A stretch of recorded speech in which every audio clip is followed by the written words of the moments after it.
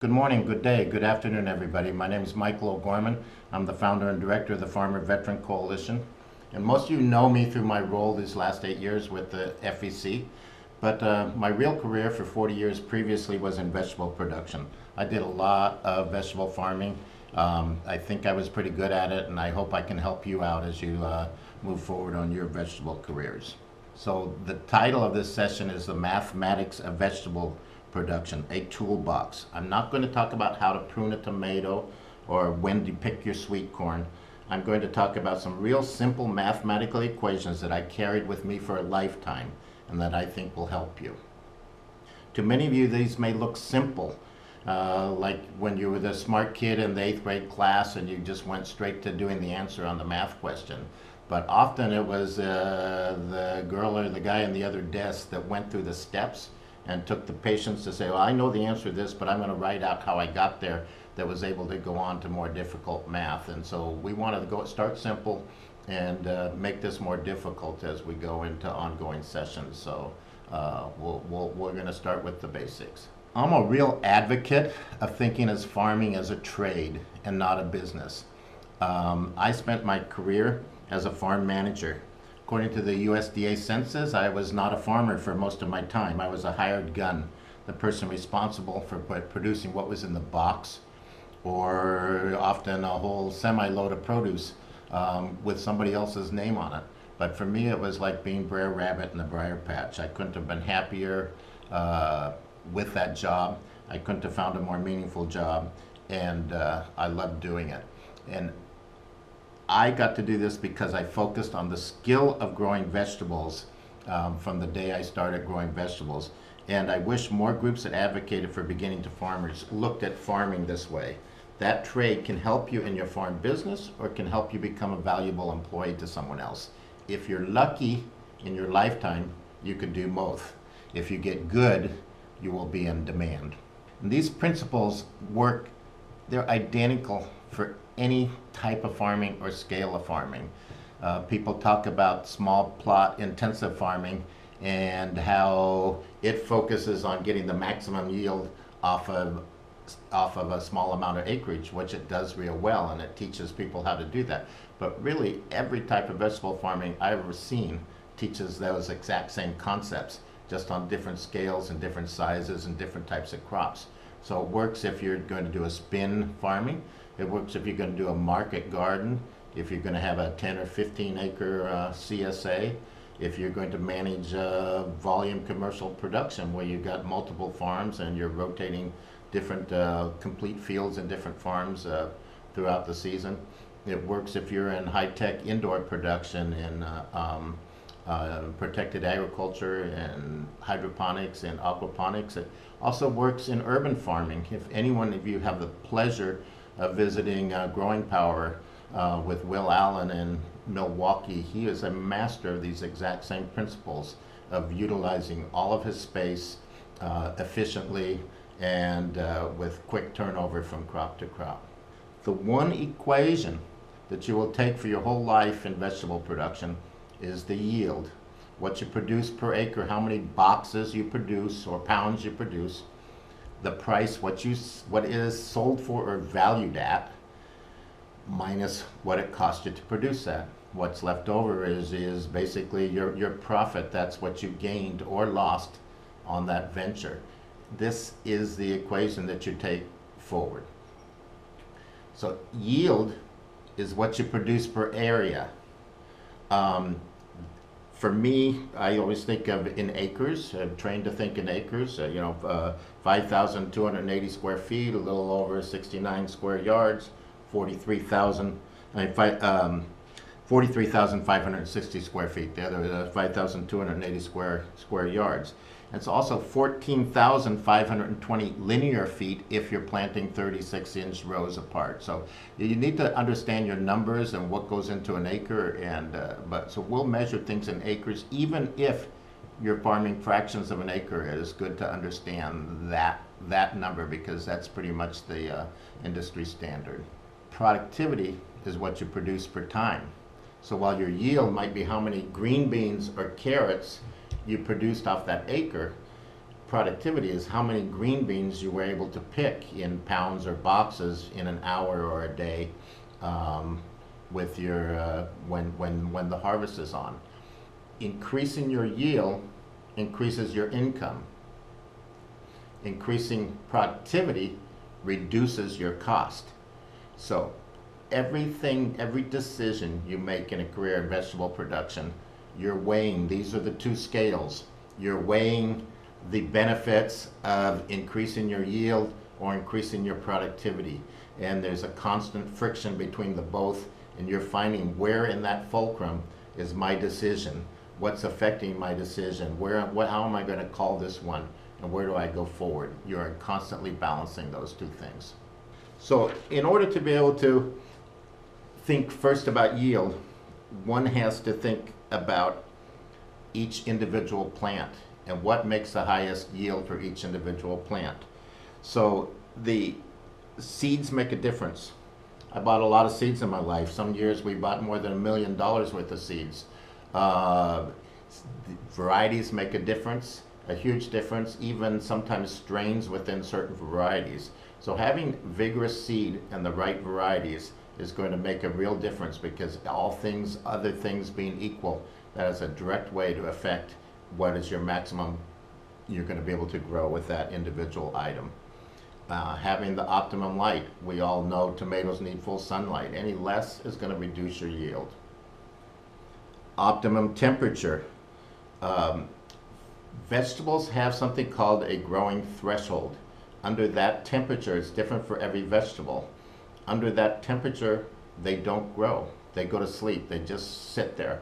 So when I was in production mode, which I was in most of my life, I watched the night temperatures more than the day temperatures, because the night temperatures meant were my plants going to sleep, were they stopping growing, or were they actually growing all night and continuing forward?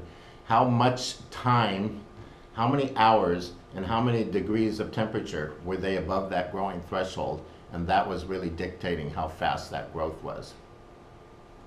Optimal water. Are they getting the right amount of water? Are they getting the right depth of water, the right frequency of water, the right quality of water? Water is life, and water is key in vegetable production. Optimal fertility. Somebody put up this, my staff put up this chart. I'm not really following this chart. 5% organic matter, that'd be wonderful. It's not always what you get to work with, but the best fertility that you could produce for a plant, and that includes your macronutrients, your nitrogen, phosphorus, potassium, calcium, sulfur, magnesium, and your micronutrients, good healthy percentage of organic matter, and microbiological activity. I didn't put it down, but we could add pollination as a key factor in a lot of vegetable production. Then you have to look at what deterrents you have to optimal growth. Weeds steal light, they steal water, they steal fertility. They're bad guys. Get rid of your weeds. In the equation, yield times price minus cost, getting rid of weeds is a cost. In your early years, it may be a real high cost. In a new farm, it may be a real high cost. If you're not using herbicides, if you don't yet have mechanical harvesting mastered, even if you have mechanically harvesting mastered and you have high weed pressure, you have grasses, you have different things that come up seasonally, weeds are a problem. But weeds aren't stagnant. You don't have the same amount of seed in a field from year to year.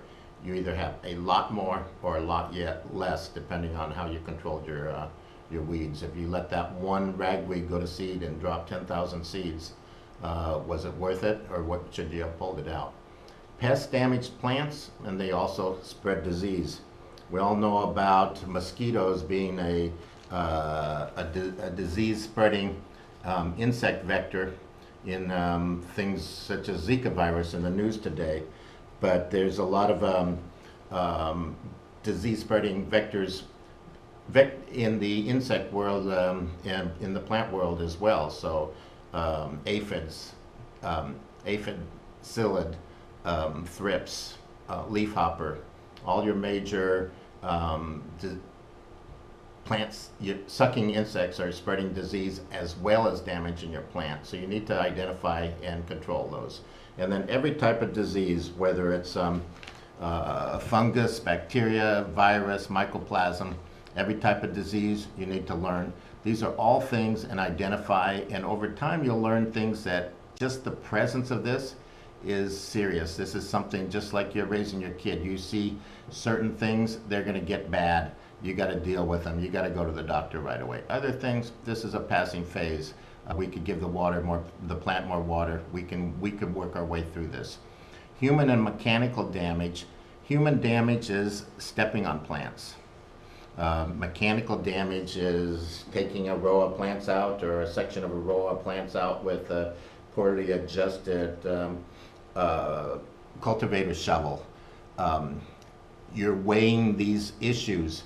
If you're trying to plant wide beds to get more yield, but you're unable to cultivate them, you're unable to even walk through the field with damage in your plant, then you have a deterrent there from your optimal growth on the plants that you have in the field. And obviously unfriendly weather events, and there's every type of unfriendly weather event, from hail to frost to too much rain and too little rain, hot wind, and everything in between. So the next step is, how do you turn an optimal plant into an optimum yield per area? And this slide has two dimensions. I'm going to start with the first 4 points and deal with this on a single dimension. And that's that once you have your ideal plant, you want to determine your ideal spacing between plant. And what's an ideal spacing for between plants? I like to think real simply. If you want a 4-inch onion, you don't plant them every 3 inches. You plant them every 4 inches or 4.5 inches. An ideal spacing is just enough to grow the plant, but not extra. So you calculate the number of plants per row in this ideal spacing.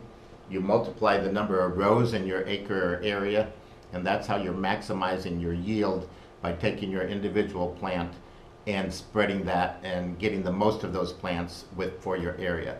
The next dimension you're going to take on, and we'll talk a little bit more about this today, and we'll talk a lot more about this in our next webinar, is multiplying the time and taking consideration of the time in the ground. So a lot of your cost is going to be per your area. You bought one farm. You have 10 acres of tillable land. You built a 30 by 96 foot greenhouse. That's your space. How are you going to maximize that space and your yield per that area? You have to also consider how long your time is in the ground, even when you have the most dense and deliberately planted crop in there at a single time. So finding the ideal plant population, you find this by maximizing the number of plants without reducing the optimal growth or creating an unacceptable loss of productivity. This is your quotient. And how do you do that? How do you weigh that? So let's look at some different things. A lot of people these days with market farms, CSAs, farms where there's lots of mixed vegetables that are being sold at farmers market, are looking at bed situations with up to 3, 5, 7, 9 rows of crops planted on a single bed. Yet, in many cases, they're not prepared to control the weeds in that situation. Or in many cases, they don't really know when someone goes into harvest where they're going to put their feet and how they're going to get through that field and how they're going to prepare it for another time. So the whole idea about cultivation and tractor cultivation is dealing with the optimal plantings per a row, but the ability to use mechanization to work up the ground between that row or those 2 rows or a set of 4 rows or 6 rows and the next row and the next bed. And so those are decisions you have to make and you have to play with, and you're constantly going back to that equation. Am I going for maximum yield? Where do I have to deal with my productivity and my time and my cost? And how do you balance that? This is the most invaluable book I suggest for anyone going into vegetable production. Knott's Handbook for Vegetable Growers. I've probably had 5 or 6 of the different editions over my life. I usually kept it on the dashboard of my pickup. It's just a bunch of mathematical reference guides. It'll tell you what your ideal seed germination, what temperatures are ideal for seed germination. If you're planting tomatoes in your greenhouse at 50 degrees, how many days does it take to germinate the seed compared to if you're planting it at 65 degrees or 70 degrees, which might be more ideal, or 90 degrees, which is too hot and will actually slow down germination. So there's things in here about temperatures, there's things in here about calculations for plant populations, and there's things in here about how many seeds per ounce, seeds per pound, how much water goes down at a 7/32 sprinkler nozzle at 60 pounds square pressure per square inch compared to something else. And so this is just a real good reference guide, but it really brings it down to all these simple equations of improving the yield, maximizing your yield, and improving your productivity.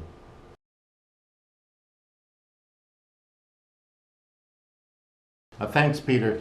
I would definitely refer, there's a lot of different things that's really crop specific. First thing you need is a soil test to tell you what's in your soil. Second thing I would need to know, and do you have a heavy soil, do you have a light soil, do you have a soil with no fertility at all, like sand? Do you have organic matter? What is the crop? If you're growing beans or legume, obviously you don't need a lot, though sometimes you'd be surprised what a little bit of nitrogen would do in some cases for even a legume. And you come up with your fertilizer plan. In organics, I like putting down my bulk of the organic fertilizer needed for a bed 1 time per year early in the spring, and then supplementing with fertilizer that I could drill into the bed alongside the plant with something like a clamp coat, or fertigate through the irrigation system and supplement the fertilizer and nitrogen as it went forward. Some plants like broccoli, corn, cauliflower, things that produce a head later in the life of the plant, need their nitrogen levels really increase later in the season, and getting that honed in to give that adequately to them is going to be real important. Also learn to read the plant. What we used to do in tomato production, believe it or not, when we did indoor production, and we'd go through with a micrometer and measure the width of the stem, and you can measure, and you could actually see, once you learn and train yourself to do that, you could see when the stem thins or thickens as it's getting enough or not enough fertilizer. So fertilizer is really important, but it's impossible to give a one-size-fits-all for everything, other than it's absolutely critical.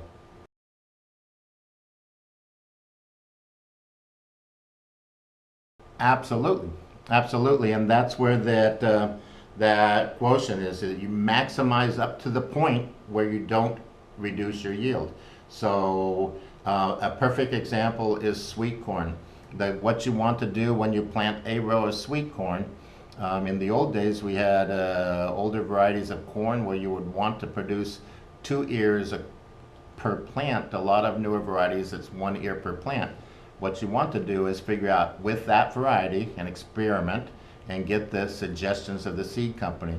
You plant just enough distance, and as equal distance and evenly as you can, so that you're producing that 1 or 2 ears per plant without having more space than you need.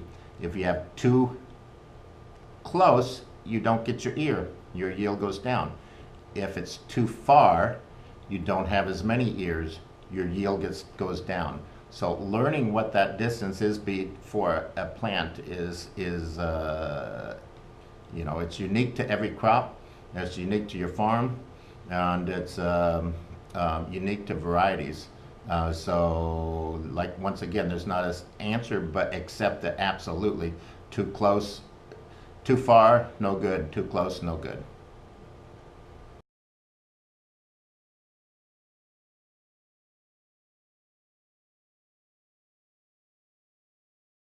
We used in organic production. My number one, by far and above, the best thing you could do for fertility is cover cropping.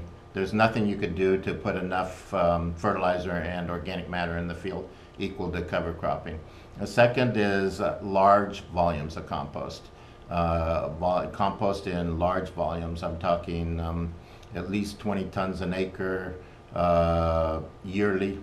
And if you're planting in a wide bed, such as tomato plants, and you're maybe just 6 feet between the rows, concentrating that applications near where your plants are. Third would be a source of locally sourced but aged manure, so you're not adding weed problems and live weeds. And I've used every sort of manure known. Lots of bat guano, seabird guano, chicken manures, cow, everything. And finally, there's blended fertilizers, great companies out there that produce blended fertilizers that can get targeted directly to your plant and added at the right time, and becoming very soluble. The fertility is no longer an issue for an organic farmer. You have access to as much fertility all organically as a conventional farmer did. So this is just a chart for ideal plant spacing. It's coming off the, I think this comes out of Knott's Vegetable Handbook, though I don't recognize it. Just the same concept. You can manipulate what kind of plant you get, what kind of size harvest. This shows, for example, if you plant your cabbage at 18 inches apart to get a bigger head. Well, those are definitely varieties that get bigger, but a cabbage left up to its own demise, giving enough room, enough fertility, is going to get enormous. Commercially, they don't want that. They want a 2 to 3 pound head. They want it trimmed back. They want a nice 40-pound box. And so you plant a little closer to have that uniform size, that what a family could take home these days. And the same with romaine lettuce, for example. We would plant, of all the standard full-size lettuces, romaine being the biggest, always got the most room, 16 inches possibly. But if we're planting romaine for hearts of romaine, you squeeze it down a little bit, take 3 or 4 inches down. It'll not only force itself to grow more erect, it'll force the leaves to close up and make the head earlier. What you want is the blanched part in the middle. So you're manipulating how the plant grows too, by whether you're giving it more room or less room. We're going to talk about how you increase the plantings per season in your space. And this is where another term that we want to look at, and that's called days to harvest. If I kept track of record of 2 things during my farming career, it was yield and days to harvest. And these varied, and every time I planted something, I would want to know these 2 pieces of information. Days to harvest, curiously, changes as the season goes. So the closer you are to the equinox, the faster something grows. Example, when we grew celery for the organic market, and managed a number of different pieces of property, but the market wanted them 52 weeks out of the year.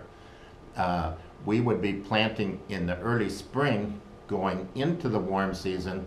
That we'd have 52 plantings, but we would be planting those plantings as close as every 3 days. I mean, as far apart as every 3 weeks in the spring, going into the warm weather. And then once you turned into August and you're planting for things that are going to be harvested as it got colder, we would sometimes be planting as close as every 3 days, because before that plant was done, the plant slowing down, the days to harvest are getting longer.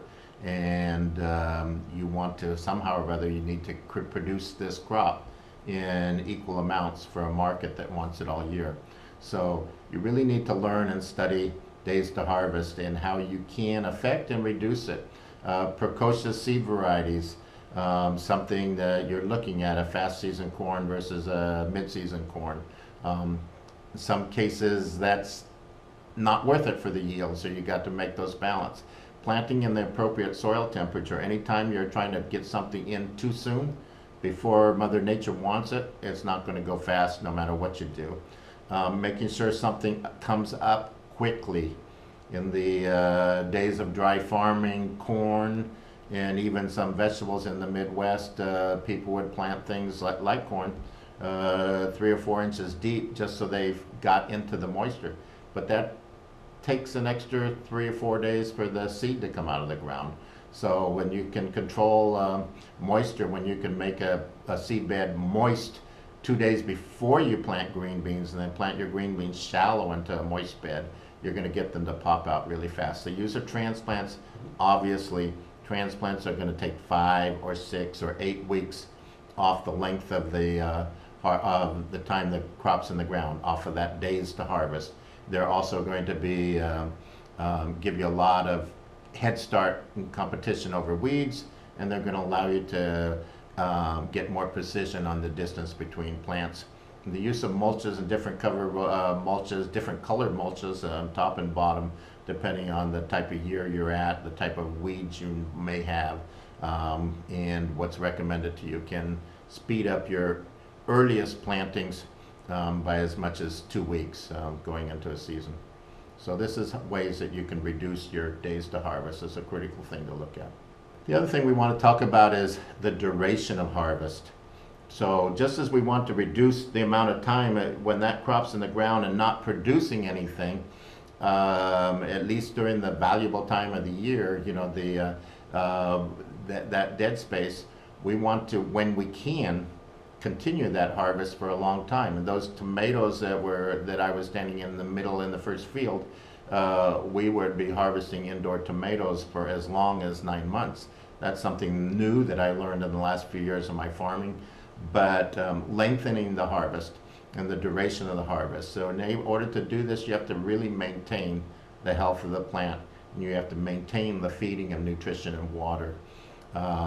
A plant, in order to have continued production, such as an indeterminate tomato, requires a balance between vegetative and fruit producing properties, and that requires good nutrition management, good harvest management. Zucchini is a perfect example. We've all seen our friends on Facebook who have their first garden and have a picture of themselves with a 10-pound zucchini and smiling ear to ear. But the reality is, once that zucchini was left on the plant, that plant is triggering that it's time to produce seed and die, and its repetitive production of zucchinis is already cycling out. What you want to do is find that right size for that zucchini, that right size, that ripeness for those tomatoes, and take them off the plant repetitively, and keep the plant healthy.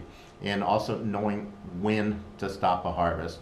When is the quality or the yield declining to the point that it's no longer worth your time, and it's better to abandon a field and go on to a successive planting, which we'll be talking a lot more in our next session. Another key thing, if you're looking at getting in the same field in the same season more than once, is something to look at, something called turnaround, and that's between your last harvest of a single crop and your next planting. And you want to reduce that time, particularly because this usually happens in the middle of the season. This happens in prime time, and when you don't want dead time. I mean, you could close down a hotel or a park and for painting or remodeling when nobody's there, but you don't close it down during the holiday season, during spring break. And that's the same way with farming. You want to be able to utilize your longest growing days and reduce that amount of time that the that that field is sitting after one thing is harvested. Also, remember my model of the celery. Waiting 2 or 3 or another week to plant something, you're now going into the fall. You got your spring crop off. You're now going into the fall. Delaying a week may actually delay your harvest 3 weeks or 4 weeks down the other end, or make it actually risky of entering the rainy season or frost. So you want a reusable seed bed. A reusable seed bed, if you look at crop production in Salinas Valley and Imperial Valley and parts of the Central Valley, where I spent most of my vegetable career, everything's, all the seed beds are prepared once a year in the spring. The fields are leveled, the organic matter is put down, the beds are raised with something called a lister, or leveled with something called the bed shaper, and you don't step on those rows, and you don't cross them with your tractor. Your tractors go between those rows the entire time. So once that harvest is done, you get to easily, you already have that as loose soil, and you could go to work on incorporating and removing the plant waste that is in that bed. In that bed, or in many cases, people now, a lot of newer farmers are planting beds that they use a rotavator or a rototiller between their tractor tires. That would be your bed. So once that's harvested, how do you incorporate or remove that plant waste is in there when it's done, and prepare that? So think same with a raised bed. If you just have too much to break down, cut it and take it out, throw it in the compost pile, or sheet compost it on another field.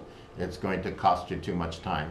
But if it's not a lot of matter left, turn it in and water it immediately. In the fields what we would harvest in commercial production, normally we would plant 4 rows at a time, we would harvest 4 rows at a time. We'd have a tractor following the harvest crew, not within the day, but within hours, following the harvest crew, turning in what was ever left there and getting ready to put the water on it, because the clock was ticking and that land was valuable and was ready to put in another crop.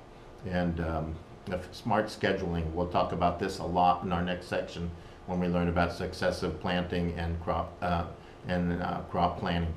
So finally, just for a review, these are some of the things that as you go forward, and you could be at any level, you could be gardening in your backyard and yearning to become a farmer, but you got your tomatoes in your backyard, you got your beans, you're going to plant your kale. So you can actually start now gathering this information at whatever scale or whatever level you are. This information is what goes into your toolbox and will help you going forward. And it's never too soon to start gathering this information. So the first is the planting date. The day you either seed it or transplant and put that in the ground. Mark down that day, that night, and the exact acreage that you plant it. Learn to calculate, whether it's by row length or you actually calculate the acreage. When was your first harvest?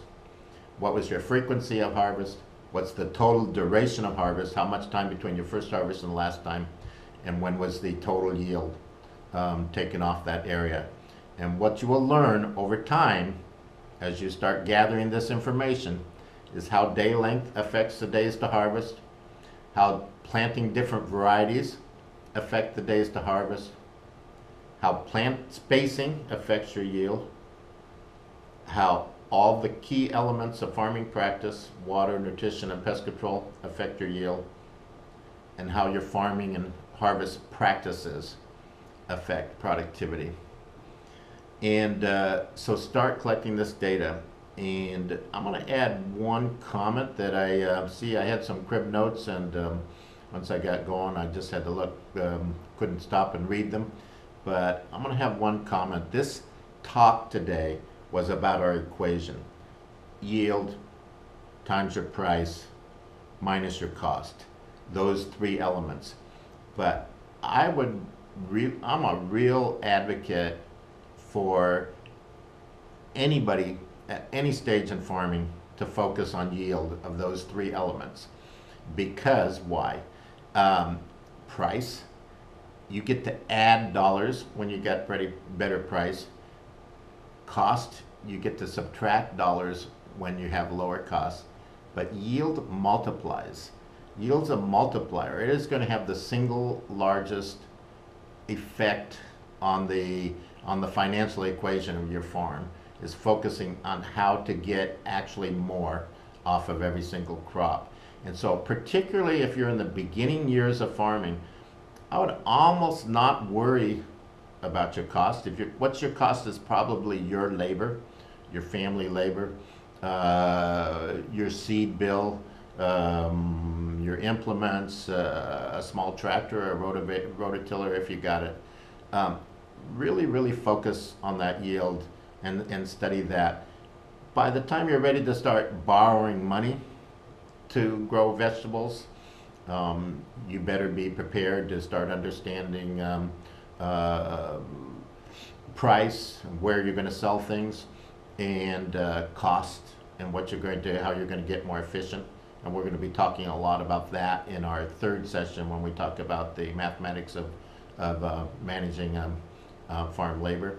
But when you're starting out, yield's king, and it's king your whole life. So thank you all, and I hope we can get some good questions in here before we're done.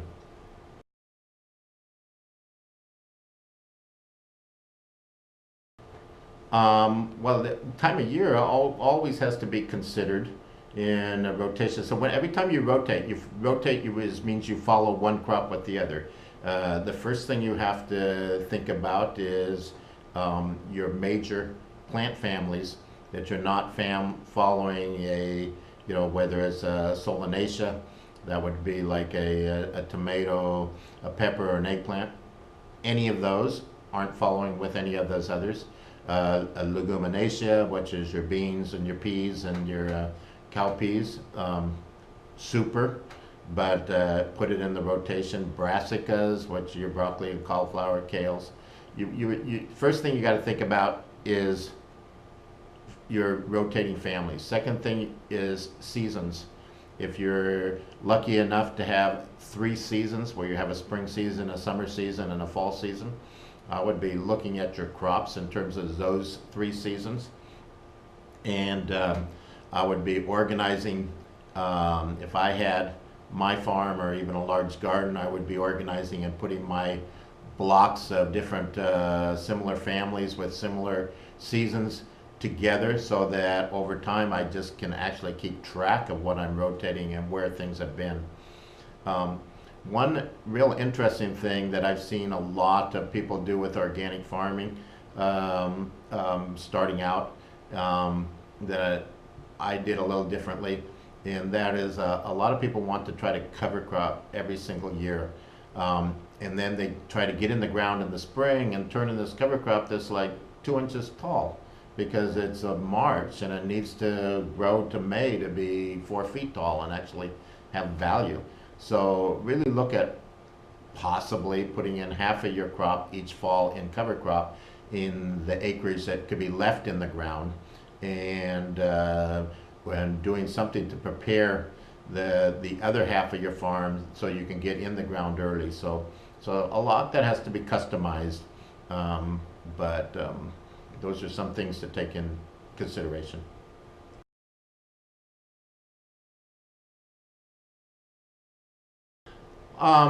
Well, we absolutely, when we did commercial tomatoes, we would bricks test all the time, a certain amount of every load. We'd have our QC people. We have some, we did my specialty, the last farm, I managed a lot of organic production in Mexico for 11 years before I started this project, and by the time I was done, we were growing about 10% of all the small tomatoes consumed in the U.S., about 500,000 clamshells of organic grape and cherry tomatoes a week.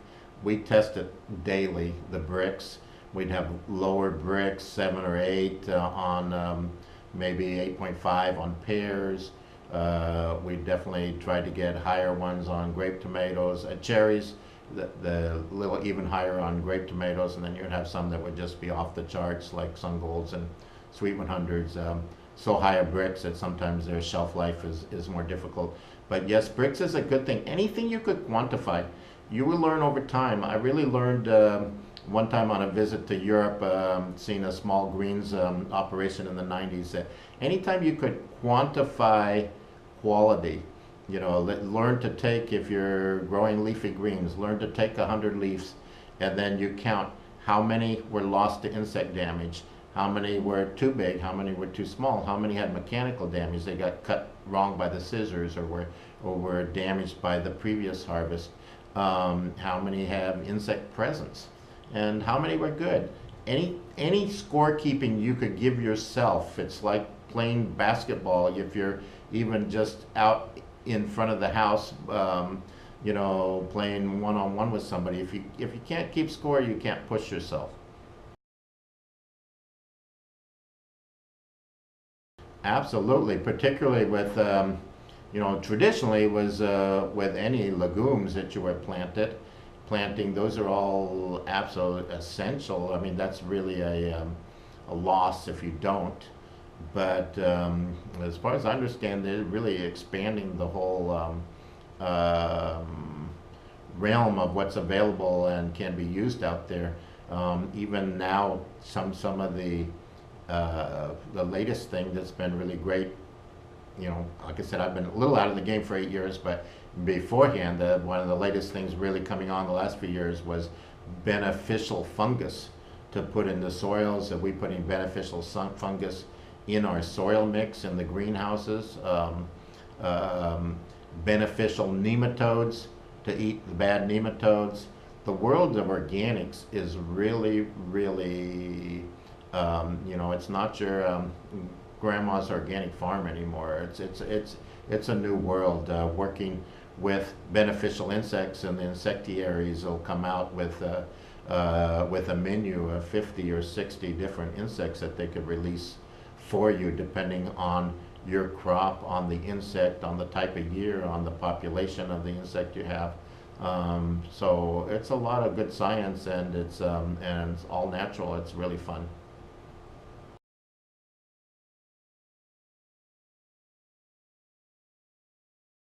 Not getting them harvested in time, having it be turned cold. Peppers need to be warm all the way up to the time they're harvested. So it depends where you are, but if you need to, possibly, you need to understand your weather and that cycle. That's your days to harvest, what that takes and how that is affected during the course of the season. So planting peppers in any time zone in the United States after June is good. You're either at risk of losing them to frost, or just having a really limited and harvest. You're certainly not going to experience the coloration of peppers, and which is where a lot of the money's made, when peppers turn from green to red or yellow or orange.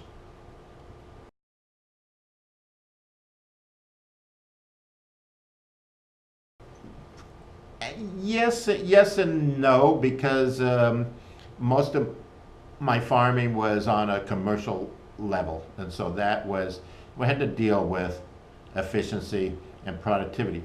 That being said, and when we go into our session on crop planning, our next one, we're going to talk about product line extension. So we'd have multiple varieties of a single cultivar that's being, a single plant family that's being planted at a time. Just like we see a lot of different flowers here. This is my brother's farm. This is a farm I was born on. And we would also plant very regularly strips of of plants for beneficial insects. So have insect habitat rows at the edge of fields, and sometimes even 8 or 16, every 8 or 16 rows. So very frequently through the field to help bring beneficial insects in and keep your pollinators active. But had to basically stay a level of efficient on my productivity and with that.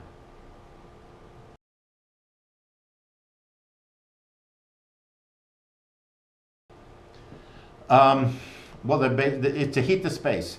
So what I'm a real advocate for Willis, and hopefully we're going is to actually have a germination space within your greenhouse. And so we did, like I said, in the last farm I ran, we not only did a lot of cherry tomatoes and tomatoes, so we had 2 million tomato plants we grew every year. We grew our own transplants. We're also the large volume. We're the largest fresh market producers of basil for United States. So 5 million basil plants. There's a lot of transplants. Those concepts of growing plants within a greenhouse are the same deals of yield, spacing, not too close, not too far, and dealing with and time in order to maximize your efficiency to make that effective.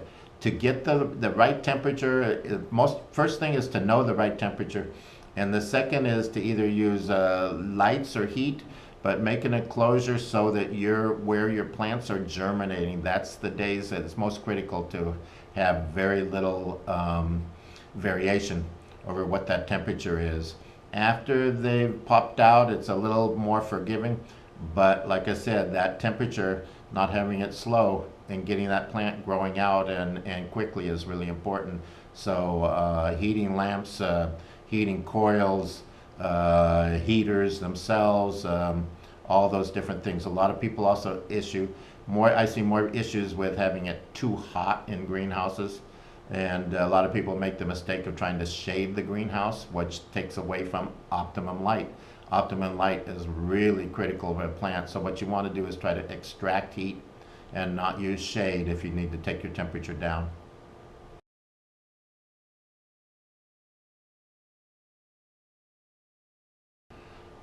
Yes, I've heard of it. I've seen it. I haven't done it because I haven't farmed apples, but I've seen particularly, I've seen like mustard greens. I've seen spring greens. Obviously, I don't think you're going to have, if you grow kale, you can plant that in the spring. Those things are still cool. Probably get a little bit of, the plant's not fully shaded yet. The trees aren't fully shaded. Obviously, in the fall, you don't want the apples falling on the kale. That's going to be mechanical damage. You don't want to be anything interfering with the growth of apples. But definitely, I think that's particularly if an orchard's young and not, you have a lot of great space to utilize there that you could be planting in.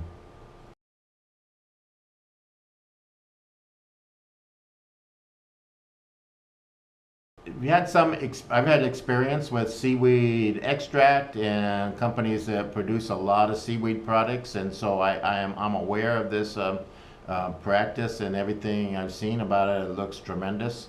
I don't have a lot of familiarity with using the unprocessed kelp myself, but I've done a lot of farming in areas close to the coast where seaweed and waste products from fish products and seaweed products are both used a lot.